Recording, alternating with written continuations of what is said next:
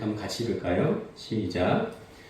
바리새인들이 하나님의 나라가 어느 때 임하나이까 묻거늘 예수께서 대답하여 이르시되 하나님의 나라는 볼 수 있게 임하는 것이 아니요 또 여기 있다 저기 있다고도 못하리니 하나님의 나라는 너희 안에 있느니라. 아멘. 할렐루야. 네, 반갑습니다. 자, 오늘도 말씀 듣기 전에 우리의 마음을 고백하고 시작하겠습니다. 자, 우리 오른쪽의 표 함께 읽어볼까요? 시작. 이 왕 믿으려면 제대로 믿자. 어떤 게 제대로 믿는 거예요? 자, 왼쪽의 표 함께 읽도록 하겠습니다. 시작. 말씀에 뿌리 박힌 알곡 신자가 되자. 아멘. 그렇죠? 말씀 떠나면 알곡 신자 아닙니다. 네, 말씀 떠나면 제대로 믿는 거 아니죠. 그래서 우리는 말씀 속에서 계시하시는 하나님을 잘 알아야 됩니다. 아멘. 아멘. 오늘의 한번 제목 같이 한번 읽어보겠습니다. 오늘의 제목 시작. 소풍 중인 인생. 소풍 참 좋죠. 네. 그런데 소풍보다 더 좋은 게 있는데요. 더 좋은 게 있는데 그것은 하나님의 나라입니다. 그러니까 우리가 보통 좋아하는 건 뭐예요? 눈에 보이는 거 좋아하죠. 눈에 보이지 않는 거는 관심도 가지지 않습니다. 이 바리새인들도 하나님의 나라를 눈에 보이는 걸로 생각했습니다. 예. 그런데 그때 예수님께서 그들의 잘못된 생각을 교정해 주시고 하나님의 나라는 눈에 보이는 것이 아니고 바로 너희 안에 있다 이렇게 말씀을 하십니다. 예. 느낌이 오세요? 너희 안에 있다. 어떻게 예수님이 이렇게 말할 수 있었을까요? 과연 어느 누구가 천국은 여기 있다 저기 있다 이렇게 말할 수 있겠습니까? 그렇게 말하시는 것은 바로 예수님이 천국의 주인이기 때문에 그렇습니다. 그럼 예수님이 말씀하신 하나님의 나라는 뭔가, 그리고 우리가 어떻게 찾을 수 있는가, 또 우리 은혜를 나누려고 합니다. 한번 따라해 보실까요? 우리 안에 작은 천국 평안. 우리 안에 작은 천국 평안. 요한복음 5장 39절에 보면 알듯이 성경의 주제는 예수 그리스도입니다. 너희가 성경에서 영생을 얻는 줄 알고 성경을 상고하거니와 이 성경 곧 내게 대하여 친구함이라 예수님이 친히 이렇게 말씀하셨습니다. 그런데 어떤 목사님께서 성경의 주제를 딱 한마디로 말한다면 할렐루야다 이렇게 말씀하시더라고요. 네, 틀린 말이 아니죠. 창세기에서도 왕이신 하나님을 찬양하고 계시록에서도 일관되게 왕이신 하나님을 찬양하고 있습니다. 그러니 모든 성경의 주제가 할렐루야 이 한마디로 또 말할 수도 있겠습니다. 그렇다면 하나님을 왕이라고 믿는 우리는 어제도 할렐루야, 내일도 할렐루야, 오늘도 할렐루야 뭐 이래야 될 거 아니겠습니까? 왜? 우리가 하나님을 왕이라고 믿으니까요. 그런데 우리 생각에 이미 그게 되겠어? 우리 삶이 녹록치 않은데 이런 생각이 자리 잡고 있습니다. 그래서 우리는요, 은혜 받아야 돼요. 은혜 받아야 돼요. 은혜의 외적 증거가 뭐라 그랬습니까? 네, 은혜의 외적 증거는요, 생각이 바꾸는 거예요. 그 이전에 그 100세를 살아오신 어떤 할아버지가 인생이 뭐냐 했더니 이렇게 정의하시더라고요. 과거는 히스토리, 미래는 미스테리, 현재는 기프트다. 이렇게 말씀하시는데 더 마음이 와닿습니다. 과거는 뭐라고요? 히스토리, 미래는 미스테리, 현재는 기프트. 예. 우리 흔히 하는 말 중에 그런 말도 있잖아요. 예. 금 중에 가장 좋은 금이 지금이다. 이런 말을 있습니다. 그냥 지금이 정말 기프트라고 믿는다면 우리가 우리 삶에서 할렐루야 수백 번, 수천 번을 해도 지나치지 않을 겁니다. 그런데요, 우리 삶 속에서 할렐루야보다는 오히려 놀렐루야 할 때가 참 많이 있어요. 지금도 마찬가지지만 제가 이전 교회에 있을 때 차를 타고 교회로 오는데요. 제가 이전 교회에서 차를 타고 가면서 찬양을 부르면서 오고 있었습니다. 그래서 제가 옆차선으로 옮기기 위해서 깜빡이를 켜고 옆차선으로 들어갔는데 거의 중반 이상 차가 들어갔어요. 근데 뒷차가 양보해주면 얼마나 좋겠어요. 근데 뒷차가 내 차 옆을 쌩 하고 지나가는데 하마터면 서로 부딪힐 뻔했습니다. 깜짝 놀라서 나도 모르게 반 욕설이 나오더라고요. 저런 그러는데 찬양하면서 내 안에 가지고 있던 평안이 다 깨져버렸습니다. 1980년도에는 참 부흥회가 많았는데 이전에 그때쯤에 어떤 집사님께서 부흥 강사님 모시고 교회 가는데 차 주행 중에 또 저와 같은 일이 있었나 봐요. 그 집사님이 자기도 모르게 막 욕설을 남발했습니다. 욕을 해야 되고 나니까 그 뒤에 누가 앉아 있어요? 부흥 강사님이 앉아 계시는 거예요. 부흥 강사님과 그 집사님의 말도 없이 교회까지 왔다는 말을 들은 적이 있습니다. 자, 우리가요, 평안 가운데 있을 때는 하늘나라가 임한 것 같은데 평안의 감정이 깨지면 지옥이 따로 없습니다. 근데 우리에게 그 평안을 계속 유지할 능력이 있습니까? 없어요. 조금만 부산스러우면 그 평안 다 깨집니다. 그렇죠? 내 마음에 원치 않는 일이 발생하면 그 평안 다 깨져요. 내 계획 속에 있지 않은 일이 발생하면 그 평안이 다 깨져버립니다. 우리에게는요, 그 평안을 유지할 그런 능력이 없어요, 애초에. 예수께서 부활하시고 제자들에게 처음 하신 말씀이 뭐냐? 내가 평안하뇨, 이 말씀이었습니다. 예수님께서 제자들에게 평안이 없는 것을 모르시고 하신 말씀이 아니에요. 우리에게 그 평안이 없는 것을 알고 계십니다. 그럼 그 천국의 평안 어디에서 찾을 수 있겠는가? 우리 한번 주보에 요한복음 14장 27절 말씀입니다. 주보에 요한복음 14장 27절 같이 읽겠습니다. 시작. 평안을 너희에게 끼치노니 곧 나의 평안을 너희에게 주노라. 내가 너희에게 주는 것은 세상이 주는 것과 같이 아니하니라. 너희는 마음에 근심하지도 말고 두려워하지도 말라. 이게 누가 하신 말씀이에요? 예수님 하신 말씀입니다. 근데 무슨 평안을 주겠대요? 나의 평안을 너희에게 주겠다 말씀하십니다. 그럼요, 우리는 믿음으로 그 평안을 받아들이면 됩니다. 우리가 예수님이 십자가에서 죽으시고 부활하신 것을 내 마음에 받아들임으로 구원받듯이 예수님이 하신 말씀을 믿음으로 그냥 그대로 받아들이는 거예요. 그 평안을 내게 주시옵소서 했을 때 예수님은, 사람은 거짓말하지만 그러나 하나님 예수님은 거짓말하지 않습니다. 그 평안을 주겠다 말씀하신 그분을 신뢰하면 그 평안이 내게 옵니다. 한번 따라해 보실까요? 주님의 그 평안을 내게도 주옵소서. 이 주님의 평안이 가득한 곳이 바로 천국이에요. 사도 바울은요, 예수님 알기 전에 예수 믿는 자를 이단자라 핍박하고 잡아 가두던 사람이었습니다. 그런데 바울이 예수를 알고 난 뒤에 천국을 발견하고 부활의 기쁨을 발견한 후에 나는 이 땅보다 더 좋은 부활을 얻기 위해 달려가겠다 고백하고 목이 잘리는 순교를 했다고 합니다. 왜요? 천국 얻기 위해서, 천국은요, 우리가 상상한 그 이상으로 좋을 거라고 저는 믿습니다. 믿습니까? 아멘. 그렇죠? 아주 유명한, 다 아실 거예요. 무디라는 목사님이 계셨습니다. 무디 목사님이 1899년 12월 22일 죽음을 맞이할 때 그의 아들 윌에게 소리쳤다고 합니다. 윌! 이것은 꿈이 아니야. 정말 아름답다. 정말 황홀하구나. 만약 이것이 죽음이라면 뭐가 들었겠냐. 하나님이 나를 부르시니 가야겠다. 무엇으로도 나를 잡아둘 수 없어. 마차가 방 안에 와 있다 하고 기쁨으로 숨을 거두셨다고 합니다. 그런 말 참 많이 들었습니다. 확실히 죽을 때요, 천국 가는 사람들의 얼굴에는 평안이 가득합니다. 여러분, 이 평안이 가득한 이 천국 빨리 가고 싶으십니까? 놀랍게도요, 개똥밭에 불러도 이생이 낫다고 영원한 평안을 맛보는 천국보다도 이 땅에서 하루라도 더 잘 사는 것을 교회 안에 많은 사람들이 원하고 있다는 것을 발견했습니다.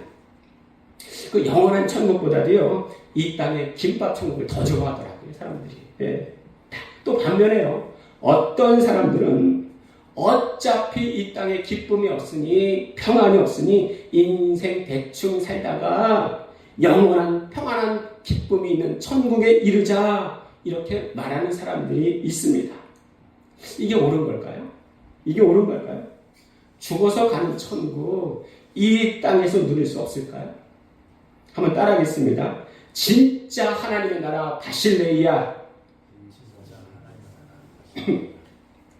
그 예전에 어떤 운전기사 한 분이 있었습니다. 근데 어쩌다가 실수로 교통사고를 내고 교도소 생활을 하게 됐어요. 교도소 생활은 말이 아니죠. 어디 꼭 비좁은 땅에서 벌레가 피어나고 냄새나고 목욕 한번 제대로 할 수 있었겠습니까? 그렇게 여러 날 지속되다가 드디어 형기를 마치고 추록하게 되고 가정으로 돌아오게 됐습니다. 온 식구들이 한 자리에 모여 동그랗게 또 식사를 하고 있는데요. 그분이 식사 자리에서 딱 한마디 했답니다. 아, 여기가 바로 천국이로구나. 바로 내 집이 천국이로구나. 주님 말씀하시죠. 천국이 여기 있다 저기 있다 하지 말지니 내 마음속에 있다. 이것은요 바로 천국을 우리들의 삶 속에서 발견하라는 뜻입니다. 하나님의 나라라는 말은 바실레이아라고 해서 하나님의 통치, 하나님의 다스림을 말합니다. 하나님의 통치, 하나님의 다스림, 그것이 바로 하나님의 나라, 하나님의 왕국이라는 거예요. 그러니 아주 안 좋은 환경 속에서도 하나님의 통치와 지배를 느낀다면 그것이 곧 하나님의 나라가 되는 것입니다. 반대로 아주 좋은 환경 속에서도 하나님의 통치와 지배를 느끼지 못한다면 그것은 하나님의 나라가 아닙니다. 천국은 우리들의 삶 속에서 발견할 수가 있어야 됩니다. 그래서 내 삶 속에서 하나님의 통치와 다스림, 그것을 발견한 사람이 바로 그리스도인이에요. 그래서 그리스도인들은 하찹사입니다. 뭔 뜻일까요? 하나님의 나라를 찾는 사람들. 그것이 바로 우리 인생의 목적이고 신앙생활의 목적이에요. 제가 오기 전에 이전 교회에서는 가을마다 1박 2일로 가을 탐방을 떠났습니다.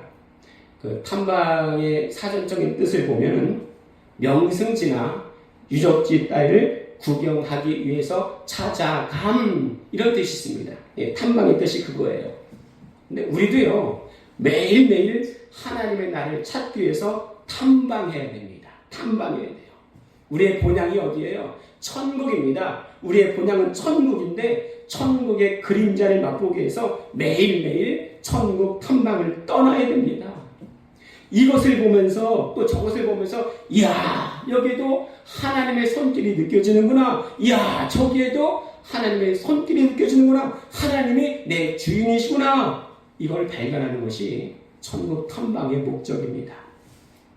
하나님은 우리 인생 곳곳에 보물을 숨겨놓으셨어요. 그 보물을 누가 찾을 수 있습니까? 탐방하는 사람. 어떻게 탐방할 수 있어요? 말씀 묵상과 기도입니다. 특히 기도해야 돼요, 여러분. 은혜가 떨어져도 봉사할 수 있고, 은혜가 떨어져도 찬양할 수 있고, 은혜가 떨어져도 교회에 나올 수가 있습니다. 그런데 은혜가 떨어지면 기도할 수 없어요. 은혜가 떨어지면 기도가 멈춥니다. 우리는 구하고 찾고 두드리면서 매일매일 하나님의 나라를 탐방하시길 축복합니다. 아멘. 자, 또 한번 따라해 보실까요? 이 세상의 작은 천국. 이 세상은 천국의 그림자. 귀천이라는 시를 지은 천상명 시인이 있습니다. 그의 시에 보면은 이 세상에서의 삶을 소풍으로 비유하고 있어요.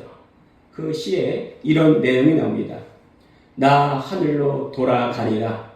새벽빛과 닿으면 쓰러지는 이슬 더불어 손에 손을 잡고 나 하늘로 돌아가리라. 노을빛 함께 단둘이서 기슭에서 놀다가 구름 손짓하면은 나 하늘로 돌아가리라. 아름다운 이 세상 소풍 끝내는 날 가서 아름다웠다고 말하리라. 이게 귀천이라는 시를 지은 천상병 시인입니다. 여러분 혹시 어릴 때 소풍 가셨던 기억이 있습니까? 이성문 집사님 소풍 가셨던 기억이 있죠? 너무 좋았죠, 그죠? 저는 예전 초등학교 때 그때는 국민학교라 불렀죠. 평소에는요 학교 가기 싫어요. 근데 아주 신나는 날이 1년에 몇 번 있었습니다. 그게 운동회와 소풍이었어요. 그 소풍 가는 날에는요 평소에는 학교 가기가 싫어. 그런데 소풍 가는 날에는요 누구보다 빨리 일어나서 호들갑을 떱니다. 아침에 일어나면 엄마가 김밥을 말고 계세요. 그럼 저는 특별히 빨리 일어나서 엄마가 싸주시는 김밥을 한 입에 탁 물고 밖에 나가서 혹시 오늘 비가 오려나 방과 또 밖을 왔다 갔다 하던 기억이 있습니다. 그러니까 학교 가기 싫어도요 소풍은 즐거운 거예요. 소풍이 기뻐요. 근데 왜 소풍이 기쁠까요? 천상병 시인은 이 땅에서 살면 소풍이나 되는데 그러면 소풍이 왜 기쁘고 즐거울까요? 첫 번째는요 소풍은요 평소 경험하지 못한 바깥 세상을 경험한다는 설레임이 있습니다. 설레임이 있어요. 제가 다른 건 다 잊어먹어도요 그 첫 미팅을 잊을 수가 없습니다. 소개팅 받았었는데 그걸 잊을 수가 없어요. 얼마나 설레고 좋은지 그 설레임으로 인한 그 기쁨을 맛보기 위해서요 부산이 전라도 다 내려갈 수 있겠더라니까요. 거리가 문제가 아닙니다. 거리가 문제가 아니에요. 설레임의 기쁨이 있습니다. 그 설레임의 기쁨이 있어요. 하나님은 매일매일 우리의 삶에 보물을 숨겨 놓으십니다. 그러면 우리는 그 보물을 찾기 위해서 오늘도 설레임으로 기도하는 거예요. 하나님, 오늘도 내게 주신 그 보물을 일상에서 찾게 하여 주시옵소서. 어떤 분은 그럴 수 있어요. 아이고 목사님, 세상이 녹록치 않은데 어떻게 그럴 수 있습니까? 그런 분은요 절대로 하나님이 숨겨놓으신 보물을 찾을 수가 없습니다. 은혜의 외적 증거가 뭐라고 그랬어요? 생각이 바뀌는 거예요. 생각이 바뀌는 거예요. 내 안에 상처와 아픔, 쓴뿔에 대한 새로운 해석이 생깁니다. 이게 은혜의 외적 증거예요. 그 보물을 찾으면요 내 안에서 작은 천국의 기쁨이 흐르게 됩니다. 두 번째는요 이게 더 중요한데 여행이 왜 좋으냐, 소풍이 왜 좋으냐, 다시 돌아갈 집이 있기 때문에 좋은 거예요. 매일 집도 없이 밖에서 소풍 가고 여행하는 사람을 뭐라고 불러요? 노숙자라고 부릅니다. 노숙자. 어떤 노숙자도 나는 기쁘다, 와다시와 우리시, I'm so happy 이렇게 말하지 않아요. 그렇죠? 우리가 이 땅에서 힘들어도 웃을 수 있는 이유는 우리의 진짜 집은 저 천국이고 이 땅은 잠시 지나가는 소풍 나온 인생이기 때문에 그렇습니다. 그렇죠? 우리 살아가는 길이 그래요. 살아가는 인생이 소풍과 같습니다. 그리고 다시 돌아갈 완벽한 집이 있어요. 그렇기 때문에 우리가 오늘을 웃으면서 또 만족할 수가 있는 것입니다. 저는 그것을 언제 체험하는가? 기도할 때 체험해요. 기도할 때. 저라고 항상 기도가 잘 되는 건 아니에요. 때로는 기도가 너무 힘들어가지고 하나님 소통이 안 되는 것 같아가지고 하나님 기도 안 하겠습니다. 며칠을 기도 안 했던 적도 있어요. 그런데 며칠을 안 하니까 더 답답하더라고요. 그래서 하나님 죄송합니다 하고 다시 또 기도를 시작했던 경험도 있습니다. 여러분은 그때 천국을 언제 느끼고 있습니까? 여러분 천상병 시인의 이 글이 와닿지 않는다면 꼭 유튜브 영상에서 이찬혁의 장래 희망이라는 곡을 꼭 들어보시기 바랍니다. 그 장례식 할 때 그 장례예요. 장래 희망. 이 곡을 들을 때요 가슴 벅차고 뭉클했습니다. 제가 그 가사를 읊어드릴게요. 참고로 이거는요, 이 곡은 죽은 사람의 입장에서 쓴 글이에요. 아는 얼굴 다 모였네. 여기에 한 공간에 다 있는 게 신기해. 모르는 사람이 계속 우는데 누군지 기억이 안 나. 미안해. 종종 상상했던 내 장례식엔 축하와 환호성 또 박수갈채가 있는 파티가 됐으면 좋겠어. 왜냐고? 나는 그때 천국에 있을 거거든. 오자마자, 그러니까 천국에 왔다는 거예요. 오자마자 내 몸집에 서너 배 커다란 사자와 친구를 먹었어. 땅 위의 단어들로는 표현을 못해. 야, 여기 천국의 생활 사진을 못 보내는 게 아쉬워.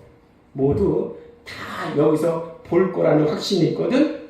야, 여기 천국의 생활 내 마음을 다 전하지 못한 게 아쉬워. 이게 가요예요. 근데 이 가요예요. 하나님을 찬양하는 또 할렐루야 집어넣습니다. 할렐루야, 꿈의 왕국에 입성한 아들을 위해 할렐루야, 함께 일어나 춤추고 뛰며 찬양해. 할렐루야, 꿈의 왕국에 입성한 아들을 위해 할렐루야, 큰 목소리로 기뻐 손뼉 치며 외치세. 꼭 보세요, 여러분. 이 찬양의 장래희망입니다. 저 어릴 때는 제가 농촌이고 시골이었거든요. 그런 장면을 참 많이 봤습니다. 돌아가신 분을 운구에 싣고요, 무덤으로 향해요. 그럴 땐 맨 앞사람이 종을 치면서 노래를 선창합니다.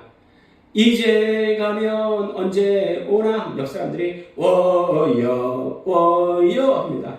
그리고 또 여러 가지로 노래를 하는데 워여 워여 하는데 어린 아이가 듣기에도 야, 이것은 뭔가 일어나지 않아야 할 상황이 일어나는 것 같다. 뭔가 좀 암울하다. 그런 생각을 한 적이 있습니다. 여러분, 그런데요, 그리스도인의 죽음은 이와 정반대입니다. 꼭 보시라고. 이 찬양의 장래희망. 죽음을 노래하는데도요, 그 앞에 관중들이 박수를 치면서 좋아하는 모습을 볼 수가 있었습니다. 여러분, 이게 모든 그리스도인들 바로 우리들의 미래입니다. 믿습니까? 아멘. 그래요. 어린이날을 창시하신 소파 방정환 선생님이 계셨습니다. 너무나 훌륭하신 분이에요. 그런데 그분의 종교가 천도교였습니다. 천도교. 그가 죽으실 때 까만 마차가 그를 데리러 왔다고 합니다. 왜 까만 마차일까요? 자, 그리고 또 불교에서 추앙을 받는 분이 성철 스님이 계셨습니다. 그가 죽기 한 달여 전에 50년 동안 안 보고 살아온 딸을 불러요. 그리고 그 딸에게 뭐라고 하시느냐? 피리야, 딸 이름이 피리였나 봐요. 피리야, 우리에게는 구원이 없어. 왜냐? 우리에게는 우리의 죄를 용서해 주실 분이 없거든. 그래서 나는 지옥 간다. 이렇게 말씀하시고 얼마 후에 돌아가셨습니다.